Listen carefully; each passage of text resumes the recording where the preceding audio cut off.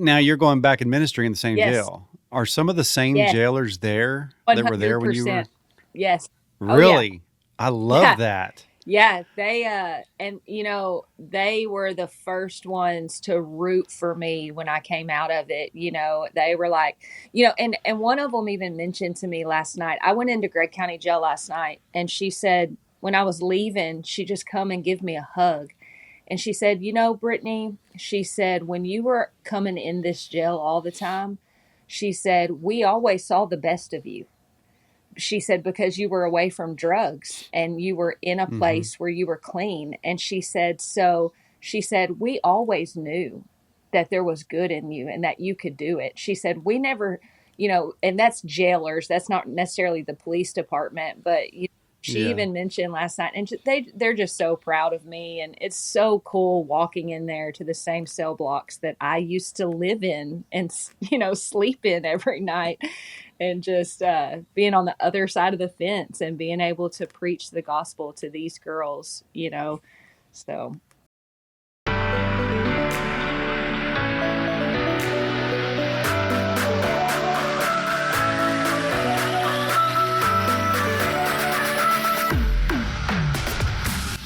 Welcome to The Testament, a podcast that spotlights the amazing real-life stories of everyday people who've been transformed by their surrender to Jesus Christ. So sit back, relax, and enjoy this episode of one of the many miraculous before and after accounts of lives forever changed by encountering the Savior.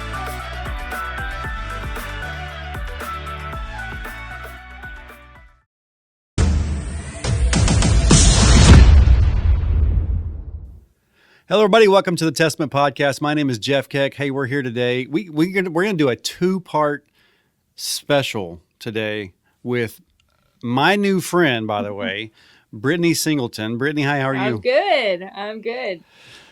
I'm glad you're here. Listen, Brittney has this awesome book called 21 Mugshots. We're going to talk about that here a little bit later. She was, was really in a bad time, and 21 Mugshots comes from, what would you guess? 21 times being arrested, right? That's what we're going to talk about today, and it's going to take about 2 episodes to do it too, because God really has worked in her life, and I'm going to give her that opportunity today to tell as much as she can about that story and how God has delivered her. But Brittany, tell us about yourself first. Awesome. So I am 39 years old and born and raised in Longview, Texas. I'm a Longview native. I am married to the love of my life. We are getting ready to celebrate 7 years of being married. His name is Mitch, and we have 4 children altogether. So we have our oldest is Madison. She's 21, and then Connor is 16, and then twins, Maverick and Macy, they're 14 years old. And then we have one wonderful, amazing, precious grandbaby. And that's the Nice. best thing ever. So, oh, Nice. I have a grandchild on the way it's myself. the best. Oh, good. Yeah. Good, good, good. All right. So we have a lot to talk about over the next couple of episodes. So let's just get started. Let's just go ahead and scroll all the way back. All right. I want to talk about let's start with your childhood. What kind of childhood did you have? What was your childhood like? How was it? How was your family, in your younger years? So I'm the only one of my mom and dad. I have some half siblings, but my half siblings are much, much older than me. So I basically kind of grew up like an only child, even though I do have a lot of other siblings. They were in college when I was born. My older siblings were. And then the closest one to me is 7 years older than me. And so um, I mean, for the most part, Jeff, I had a good childhood. My parents took me to church. I went to private Christian school. Um, the only thing that I really, as I was meditating like on my childhood and thinking about like there is a statistic that says that if you are a father in the home and you're saved, like there's so much more of a chance of your children like getting saved and coming to the Lord. Like it's a crazy Hmm. statistic. It's like 93% or something. Like your children will Right. serve the Lord. Like if you're the man in the home that does. And so when I think about my childhood, like my mom was like the leader. Like she was one that went to church, and the one that took us to church, and the one that, had us read the Bible, and the one that prayed. And, so my father, he was kind of late to the party. Like, he was like not really into church, and didn't really go with my mom and stuff. And so when I think about my childhood, I think about my mom being like the main, Christian influence in my life. And I Yeah. think, had it been the other way around, I think that there probably would have been some dynamics that were different in my life. Um, but I mean, for the most part, I had a good childhood, you know. Yeah, and you're in your book you talk about your parents being Christian parents. I think that's going to come in very heavily, come into play throughout what we discuss over the next couple of episodes Mhm. here, and which is an awesome story, by the way. So let's just dig right in a little bit. At some point in your Mhm. life, you began a downhill Mhm. trend. What do you say, or what do you think would began that downhill trend? So, I mean, I would probably say I had always, from a young child, got in trouble. Like, at school, I was always going to the principal's office. Mm, Um, I was the class clown. I wanted all the attention. I was always doing things that I wasn't supposed to do. I was rebellious. And so I would probably say that, like, attention seeking was my downfall. Um, and just rebellion. I mean, if I'm being completely honest, I was just rebellious by nature. For some reason, it was like, if you told me not to do it, I wanted to do it. It was like, it was just, I don't know, that's just how I was wired. And I mean, really, when I got saved at 13, went to church camp every year, was a leader in my high school for chapel and stuff. I mean, but I would say probably my downfall was like just being a social butterfly and wanting to be popular and wanting to do the cool things, what the cool yeah. kids are doing. So So you were saved at 13. You accepted Christ into your heart I at did. 13? Okay. That's important Yes. because what we're about to talk about is a huge life lesson here. That's right. You with me? Yes, I'm with you. So so at what let me start with this. At what age was your first arrest? 18.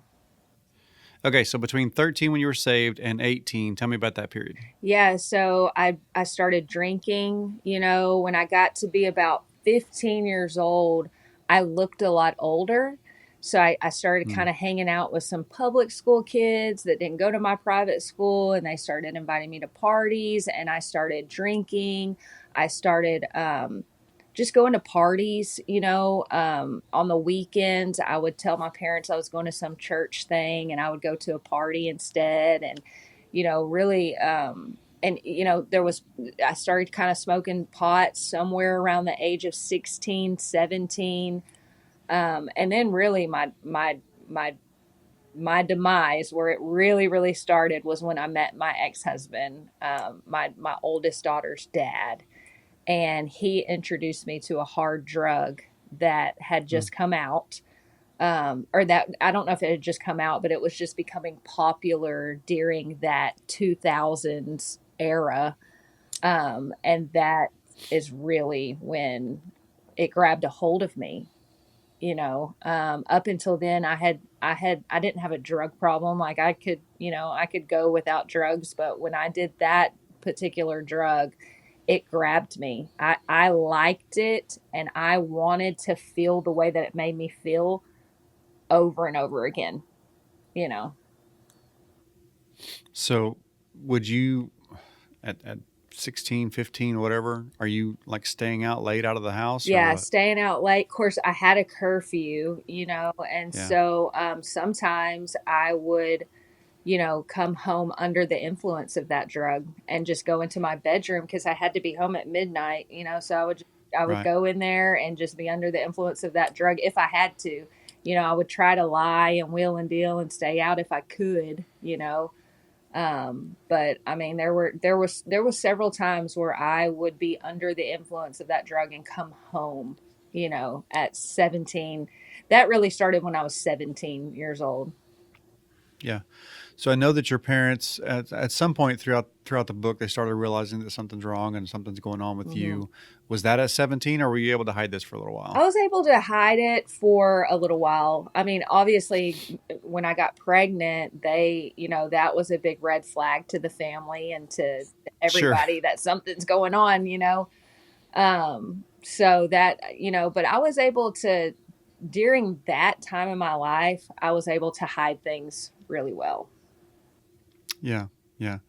So now there's a lot of things that you got involved with. There's a lot of stories during this time in this book that you wrote. There's a lot of stories, like I've told you pre-show. There's a lot of things that probably aren't even written in the book. I can see as I read through the book, I can see that there's a time lapse missing here. Something more has happened here, but there's a lot of stories. So I want to give you this time, and obviously you don't have to recite the entire book. But give me a few, like what started on your first arrest, Hmm. and then tell me over the course of the next few Hmm. years how you found yourself in and out of jail and in and out of situations. So the bottom line to it is selfishness. I mean, if I could just boil it all into one thing, I was so selfish. And the Mm, first time I got arrested, it was like expired registration, right? It was not like but after that, right. after I got out, I started stealing from Walmart, right? So I would go into Walmart. If I saw a CD I wanted, I'd take it. If I saw makeup I wanted, I'd take it.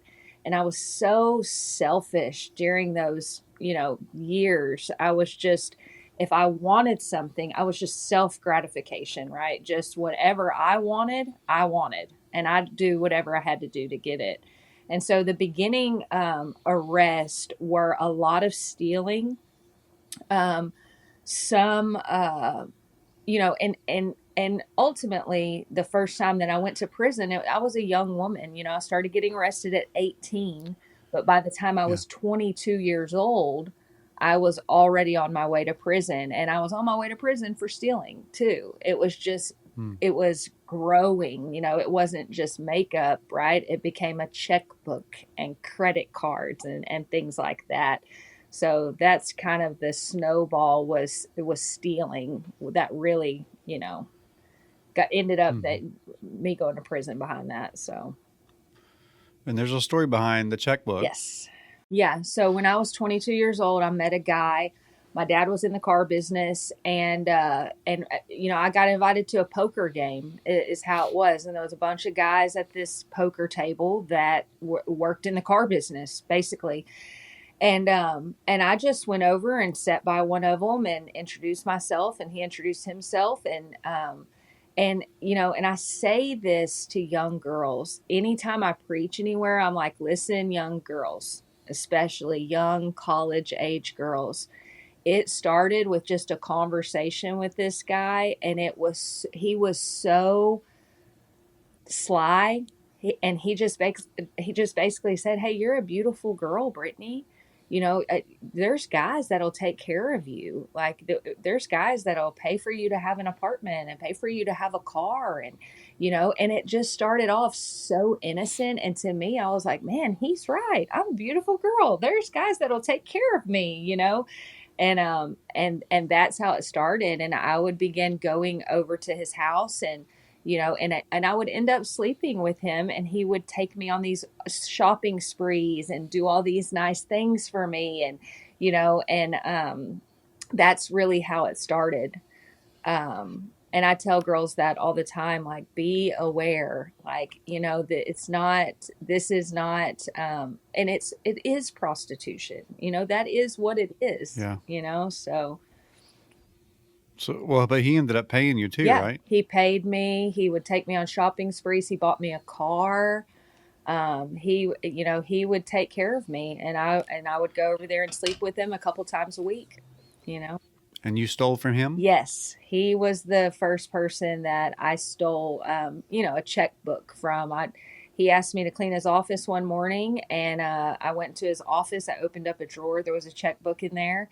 And I knew when I left his house, I was going to go crazy with that checkbook. I mean, I was on a mission, you know. And so when I left him, I remember thinking, well, I ain't going to see you again for a long time, you know.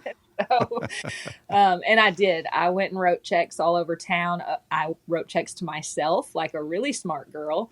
And you know, it wasn't very long. Longview Police Department started some surveillance on me. I had some I not only had his checkbook, but I had gone to a friend's house and I had taken her mom's credit cards. So I had some credit cards. I had a checkbook. I had a lot of stolen property because everything that I had bought with these stolen items are now they have to be processed as evidence. So everything that I had, that was all part of my case, you know, stacking up against me. So Yeah. So you had theft, Mhm. pretty big theft. Of course, now we're getting into other things that people don't think about.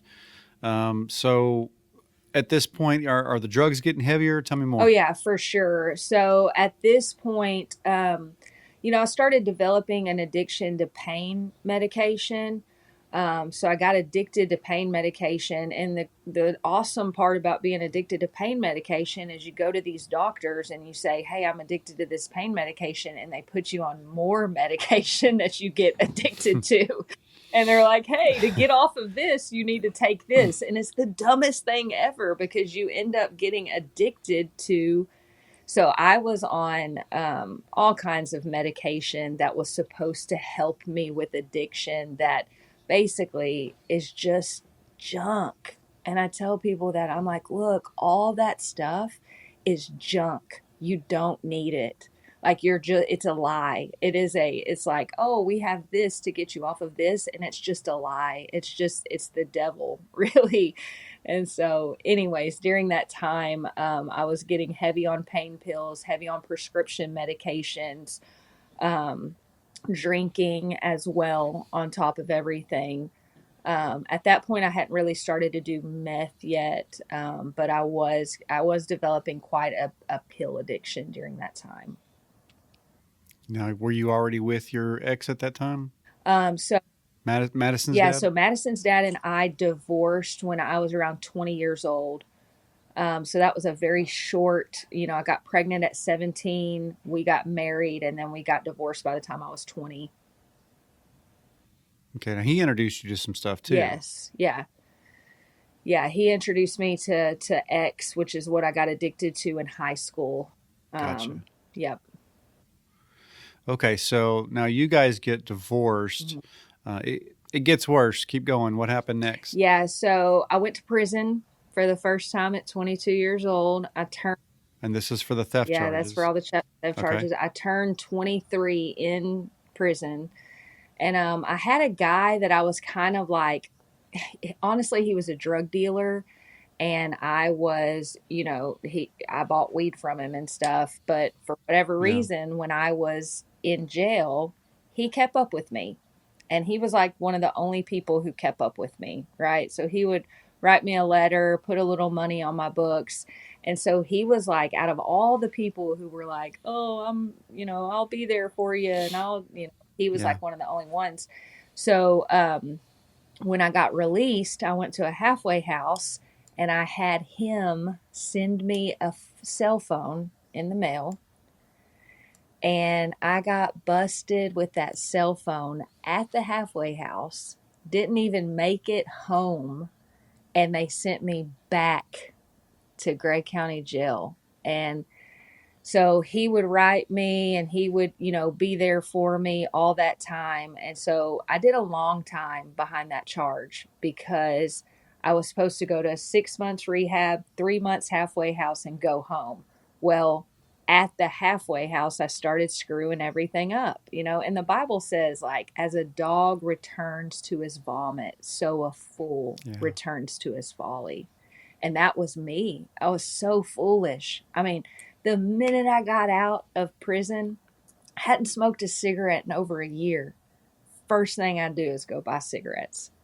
I smelled like a bowling alley by the time I got to Beaumont, Texas, just Yeah. in full. Beaumont's where the halfway Yeah, house was, Beaumont's where the right? halfway house was. Yeah.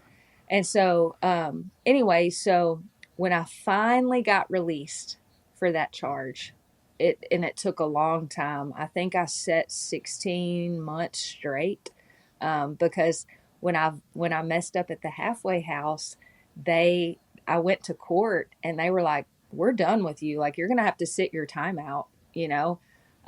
So they didn't give me probation, they didn't give me parole, and they Mm. just I had to sit day for day.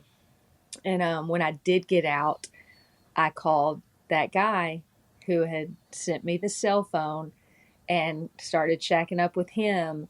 And I found out I was pregnant again at 25 years old. And Yeah. that's when I found out I was pregnant with the twins. But staying in Beaumont a little bit too. So this guy got you your cell Mm-hmm. phone, but this is not the guy that you went partying with in Beaumont, Yeah. right?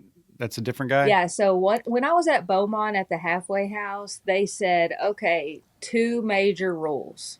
Number one, no cell phones. Yeah.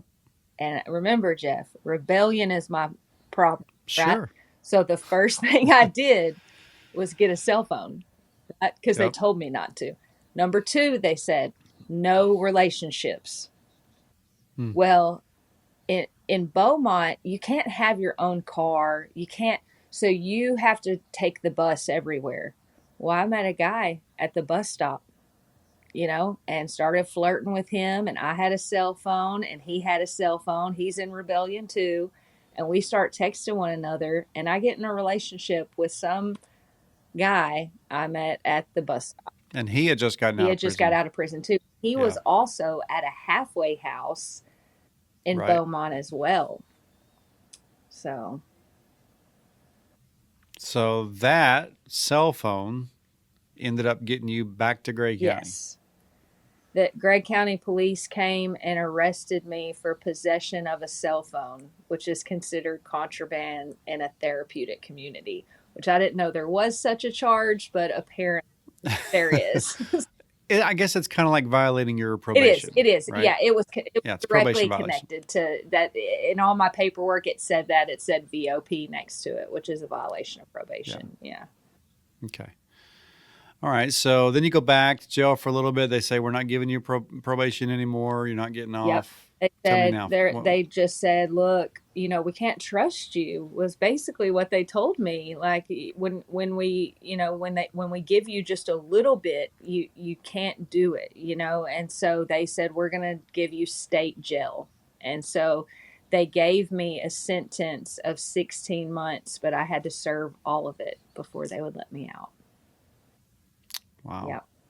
Okay. So 16 months has passed. You get out. Now what? So I get out, I call the guy that mailed me the cell phone in Beaumont, Texas, and I immediately start looking for pain pills on the street. I've been gone for all that time. I've been away from that stuff for all that time, and I just go right back to my folly, and so I start shacking up with him, start smoking, start drinking, and pretty quickly started feeling some changes in my body. And I already knew what time it was, because anytime I get pregnant, I like my body, I don't know what it is, but like I throw up everything. Like it's just terrible. I get so sick. And so when I started throwing up every day, I was like, okay, I think I know what this is, So. Wow. And that was with who? That was with just the guy that got you the cell phone? Okay. Yep. Yeah. And, he was a friend to me when really no one else was. So we had like a closeness. It wasn't necessarily very romantic as much as it was like he was just a friend to me. All those 16 months that was gone, he would write me letters. He would send me pictures. Like he would find pictures of me and my daughter, send them, so there was like almost like a loyalty that I felt towards him, and so, but when I found out I was pregnant, I was dealing with so much shame over losing Madison because when I went to prison, I lost my oldest daughter, Madison. Mm. And she was all I ever thought about in there. Like, I would just sit there and write her name for hours, write her letters, tell her stories. I mean, I thought about her all the time, you know? And so when I found out I was pregnant the second time, I told him, I can't do this. I'm a terrible mom. Like, I'm no good at this mom thing. Like, I can't be a good mom, you know? And I was just ate up with shame, honestly. And so we were going to have an abortion. We actually went to Planned Yeah. Parenthood. We drove to Louisiana. We, had a meeting with Planned Parenthood, and they basically explained to us the process of having an abortion, how you do that, what that looks like. And, Jeff, I think it's important for the listeners to know, like, the prodigal son is still a son, right? So during all of this, I'm still a daughter. Yeah. Like, I remember being in that abortion clinic and, like, God just dealing with me, and I even heard my mom's voice a couple of times, like, come into my mind and be like, run, just run, Brittney, like, choose life, like, don't do this. But because I had been listening to other voices for so long, it was just, I remember the voice telling me to do the right thing was so much lighter and harder to hear, than the voice telling me to do the Mm-hmm. wrong thing. But by the grace of God, the kid's dad brought me back the second day to have a sonogram done, and they squirted that jelly stuff on my belly, and they because they have to confirm that there's a pregnancy to terminate. They got to make sure Sure. you're really pregnant. And the lady doing the sonogram, she goes, oh, oh my goodness. And I was like, what do you mean? And she goes, there's two babies, two of them in there. And that was all that I was waiting on a reason not to do it. you know that Yeah. was all it took. I just stood up, I wiped that stuff off my stomach, and I said, I'm not doing this, I can't do this. And I grabbed him by the hand, and I told him, I said, it's twins, we gotta go, we gotta get out of here. So we did. And that was Mitch No, that was Scott. That's my twin dad. Scott. Yeah. No, I meant the babies. Oh, the babies are Maverick and Macy. Maverick and Yeah. Macy are those two. I get them. There's They're the all names I get all mixed up Yeah, all the they're time. all Yeah. M's. And my husband is Mitch, and then Madison, Macy, and Maverick. Gotcha. Madison, Macy, Yeah, Maverick. and Macy. Yep. All those names are in your book, and I Yeah. get them mixed up Well, they're all sometimes. M's. It gets confusing. It really does. So we'll pause for just a second here because I think that's amazing. Okay, that you're in a position where you're ready to get an abortion, and you're in the room, and once you find, and I don't even know. Here's my prediction. Even if they had said it was just one baby, the second you heard that heartbeat, I bet you run out the room. Yeah, I'm Right? telling you, God was dealing with me in the abortion Right. clinic. Like, I never thought I would do something like that. I I just God was dealing with me. I don't think I would have gone through with it either way. I really don't. But I mean, I was there, and it was my second appointment, so I was definitely entertaining the thought, for sure. Yeah. Yeah. But God to raise the awareness in you, Yes. basically to listen to your mom and run Yes. and get out of there. Yes. So when you look at those children today, what do you Oh think? my gosh, I'm so grateful for them. And I just praise God that, all of my children have been through a lot, with me being their Hmm. mom, and my testimony and my story and stuff. But they all love Jesus. They're all saved. They can all pray the house down. When I go preach at places, I have them come up and pray for people. It is incredible. Um, they're awesome kids, and I'm so grateful for them. Yeah, that's awesome. And we could stop right here and sing God's praises of everything too, but we're not done yet. So you leave the abortion clinic. Let's go on. Keep Yeah. going. So I no easy way to say it. I'm addicted to drugs when I found out I'm pregnant with the twins, right? Yeah. So I call a doctor, an OBGYN, and I tell him, hey, look, man, I'm pregnant, and I'm taking this and I'm taking this and I'm taking it off the street every day of my life. Now, this is pills, right? So they do the thing and they prescribe me um, these narcotics, taking it at a safe dose, right? While I'm pregnant. Yeah. And Yeah. so my whole pregnancy with the twins, I did very good. I took my medicine. I took less than really I was supposed to. I um I didn't smoke. I didn't drink. I mean, I really, really, I went back home to live with my parents. I really tried to do that the right way. And when I had them, I remember them coming into my hospital room, and I was beating myself up, after I had them, because the medication that I had to take, they had to test them for it, and they Hmm. had to see, are these babies withdrawing off of this medicine, So after I had them, I was like, God, why am I like this? Like, why am I this way? Like, why can't I just be like my mom? Like, she never used drugs. She would never do this, like, and I was just beating myself up when I had them. But I will never forget, the nurse came in there and she said, hey, mama, how you holding up? And I said, oh, I'm okay, and she said, well, both of your babies tested negative for narcotics today. And I was like, Yeah. oh, thank you, Jesus, so um and I really, at the end of my pregnancy, I really tried to clean up.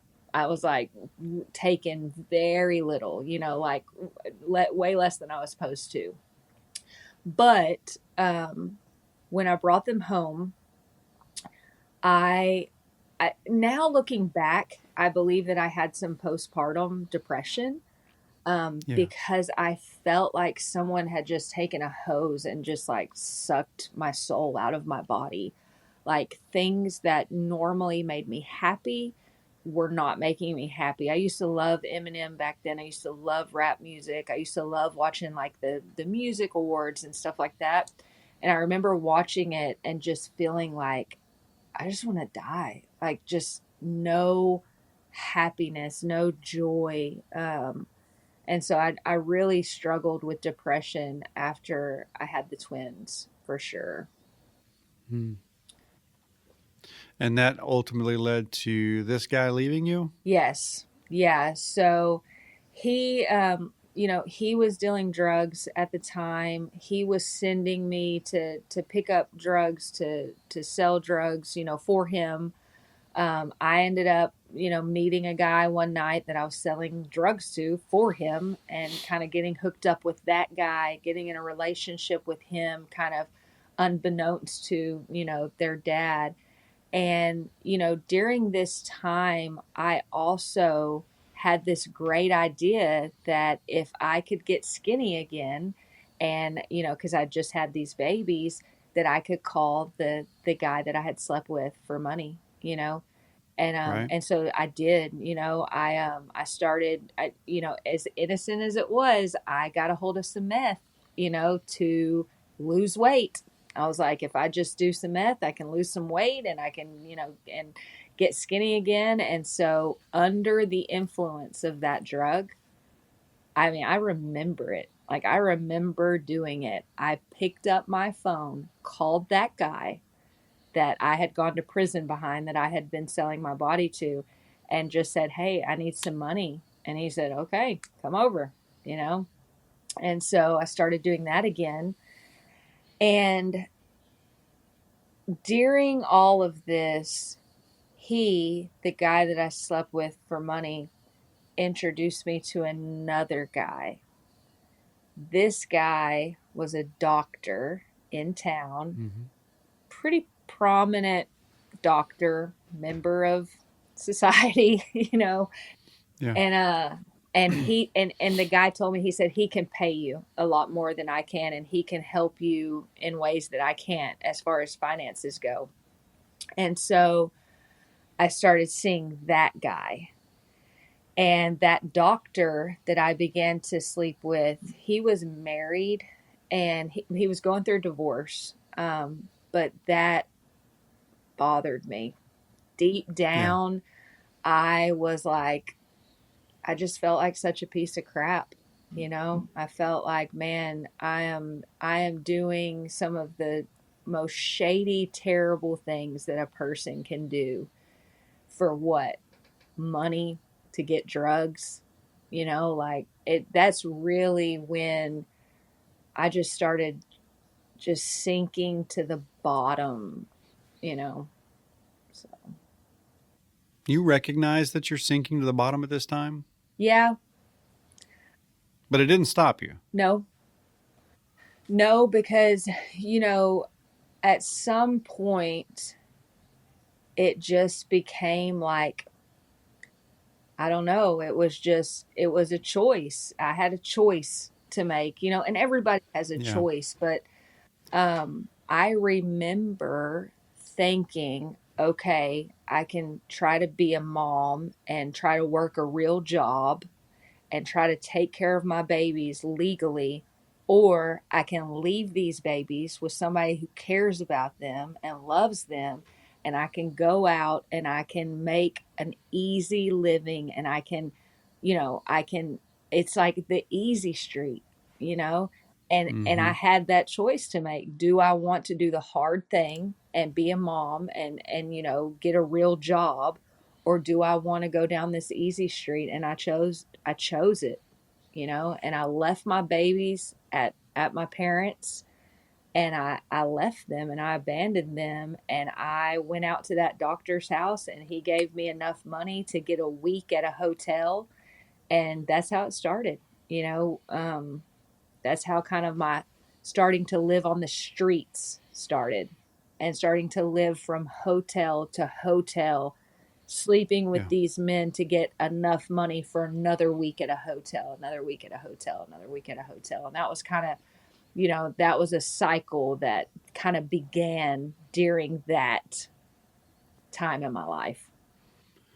So you met the one guy that you were bought drugs from. You went back to the guy that was paying Yeah. you to sleep with him, and then you met the Yep. doctor, and then you have the children's father, and none of these people knew about each No. other, right? Well, the Right. the the the two men that I was sleeping with, they did know about each other, but that was the only ones. I Right. was The only connection, right? always lying, always covering my tracks, always having to look through my phone to delete things. I mean, I was, because I was a liar, big time. Yeah. Yeah. So and it didn't finish that. So there's a couple of situations where guns were involved, shootings were Yes. happening, right? Tell me Yeah. about those. So, not long after I started living on the street, and street life is so much different than real life. So, street life it happens at night, everything.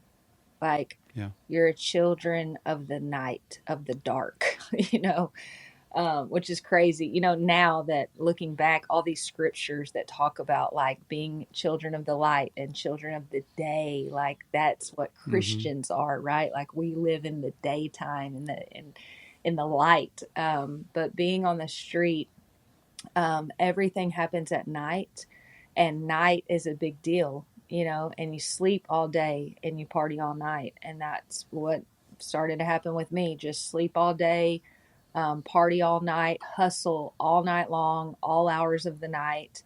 And during all this, I met so many people on the streets that Mm-hmm. I truly cared about. Like, I know it Yeah. may sound silly, but that was like my little family, like that was the people that we did holidays with and birthdays with because we weren't at home with our families. We had lost our kids, or we had, our parents had disowned us or whatever. And so one of those girls' name was Brittany. And Brittany was younger than me, and she was hanging out at our room one night. Beautiful girl, and there was usually always about like 5 or 6 people in my hotel room, and we would just party and listen to music and hang out. And the room was almost always in my name because I was the one paying for it because of me sleeping with these men for money. And got a knock on the door. One of our friends came over, and I'm telling you, Jeff, like I saw something in this guy that night. And I don't know if it was like my discernment because I was a Christian who was far from home or what, but like I just knew. I was just like, something's going to happen. Something bad's going to happen. And anyways, the longer the night went on, the more uneasy that guy made me, and I just started feeling like something's not right. So I called a buddy. My buddy came and picked me up, and I was gone for about 2 hours when I was in Kilgore, Texas, when my phone started just blowing up. And finally, I mean, at first I just kept ignoring it. I was like, whatever, it's just this dude wanting to talk to me. Well, finally I answered it, and it was my boyfriend at the time. He had stayed. We were kind of fighting, and he said Brittany got shot, and you have to come back because the room is in your name. So got a phone call and basically in the phone call he said Brittany just got shot. And so I rushed back to the room. There were police everywhere, ambulance. One of the cops came over to me, asked me for my driver's license. He pinned it right here on his badge, on his shirt. And I remember looking at myself thinking, this is not good. Like, I'm pinned to this cop's, like, and she just got shot. I'm thinking, like, this is a bad situation. And, anyways, I didn't know what had happened. Everybody in the room had said that it was an accident. The cop said, do you think it was an accident? And I said, I don't know, man. I said, but I got a bad feeling about that guy, and I did have a bad feeling about him. And that was the reason that I left. So the cops didn't arrest anybody, and they left, and they kind of ruled it as an accident. And I went to the hospital, and out of all those friends that were there with us that night, not one of them was in that hospital room. Yeah. They were just poof, gone. And so I walked in there, and she had gotten shot in the leg, and she had a big long scar that went about from her mid thigh all the way across her kneecap and down into her shin. And she lived, thank you, Jesus. But she did get shot that night in my hotel room. So That wasn't your first encounter with a gun. nope. And I remember thinking in her room that night, I was like, if I don't get out of this street life, like, I'm going to die. There were unexplainable things happening on a daily basis. And like I worded in my book, it was a crap devil show. And that's really what it was. It was like it was just crazy, the things that were happening. Yeah. Right.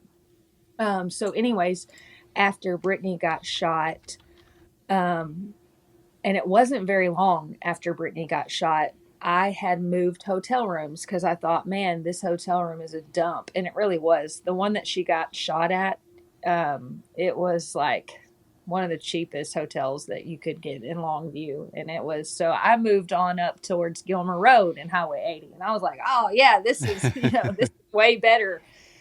And, I had that day, I had gone to the laundromat. I'd been doing laundry. We had a dealer come over. We got some drugs. And so I was going to just do some drugs and do the rest of my laundry. And so, during all of this, one of my girlfriends came over, and This girl is very peculiar. She was very beautiful. You would not know that she was a girl from the street. Right. She dressed very nice. She was very pretty, and she was very smart, very intelligent, and could have like the most intelligent conversation with you. But a lot of times she spoke in riddles, and she was just I don't know how else to say it, but just a peculiar person. Mm. And but I loved her, and her and I were close during this time. And she came over, and she said to me, "I have a gun, don't touch it." And I was like, "Okay, cool, I'm not going to touch it, you know." And so we went into the bathroom, we did our drugs. Her and I kind of got dolled up. She had a bunch of makeup, she had some scarves and some, we got all fancy and dressed up. And then we came out. We were just hanging out in this hotel room. We were listening to music, and I had just started kind of like folding my laundry and stuff, but I was standing up beside the bed. And there was a little, area beside the bed. It wasn't very much, maybe like 4 foot Mm-hmm. or something. And I was standing in that space. And out of nowhere, she just comes up in front of me, pulls out the gun, points it at me, and it's a revolver. So I know that she had to cock the Yeah. gun. Yeah. So anyway, she cocked it and she pulled the trigger. Boom.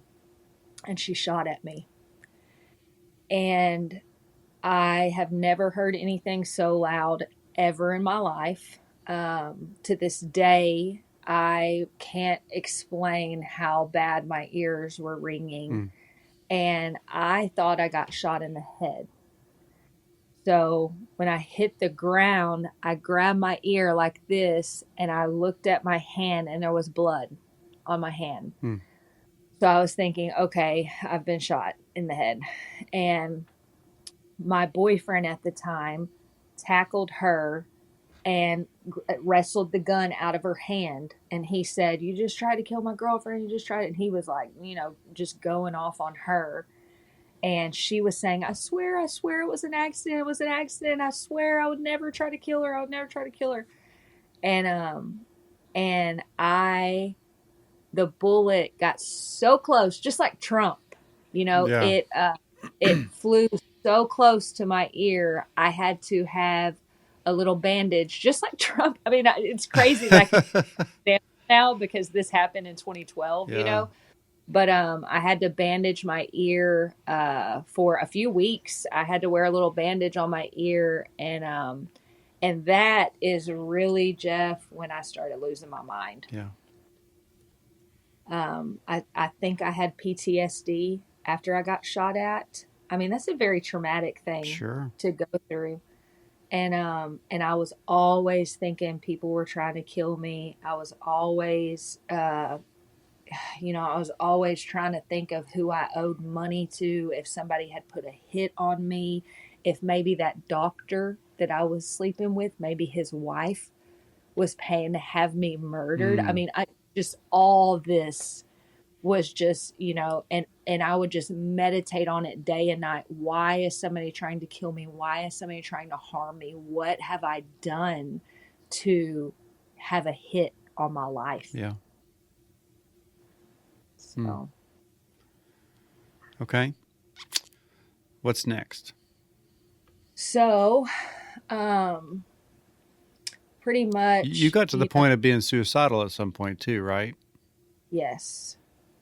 Yeah, and during this time, and it was about a year of homelessness, hotels, IV drug use, the same people all the time. There was like a group that, I started getting into heroin as well, IV.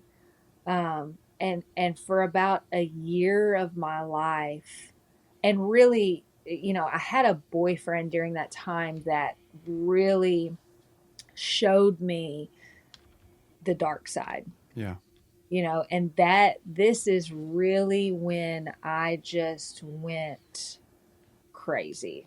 I mean, I was always in a state of psychosis. Like, even when I wasn't on drugs, I was out of my mind. Yeah. And I literally did not care if I died. Like, at the point of life that I was at, I was like, I don't even care if somebody comes and shoots me now, because they'd literally be doing me a favor. You know, like, if this is life, this is miserable. You know, and it's so funny because when I first started this street life and this hustle, it was so fun to me. Like, I loved it. Like, I loved the partying. I loved the staying out all night. I loved the selling drugs. Like, it was like, I just loved it. I loved the rush. I loved the love and the attention and the respect that you get on the streets. Like, that was like it. And then all of a sudden it turned. And it was like I had been hoodwinked. Yeah. Total smoke and mirrors. Like, this is actually the most opposite thing of fun. This is misery. Like, if this is what life is, I don't even want to live it. Yeah. You know? Yeah. There's a lot more to this story. We're gonna kind of stop this episode here, and we'll start the next episode for next week. But I want to just illustrate for our listeners that what you've talked about today is just a scratch of the surface of the things you did on the street, right, and the things you got involved in on the street. And so, folks, we're going to wrap up this episode. And then we're going to just come back next week with part 2 of this. But I want to promise you to come back next week and finish the episode, because there is a happy ending. It does get better. As you can see me talking to Brittney right now, there's a happy ending, and God is just going to pull out some miraculous things. So this is a good time to stop, and we're going to come back next week to finish this episode. So you guys, we're just going to close it out now, and we'll see you next week. Folks, if you want to learn more about who Jesus is, visit us at thetestamentpod.com. That's thetestamentpod.com. And click on the gospel message at the top of the page. Also, you can click on the Testament Podcast tab and learn more about our podcast and see what our most recent episodes are that we've launched. In addition, we're always looking for guests who want to brag on God. So please send yourself or someone you know to thetestamentpod.com and drop us a line with your interest, or email us at thetestamentpod@gmail.com. We'll send you all the information we need in order to book you for an interview. Remember, do your part. Help us get these testimonies out there. Follow us on Facebook and Instagram, and then like and share our posts so your friends can see what we're doing too. So thanks everybody for listening. Bye.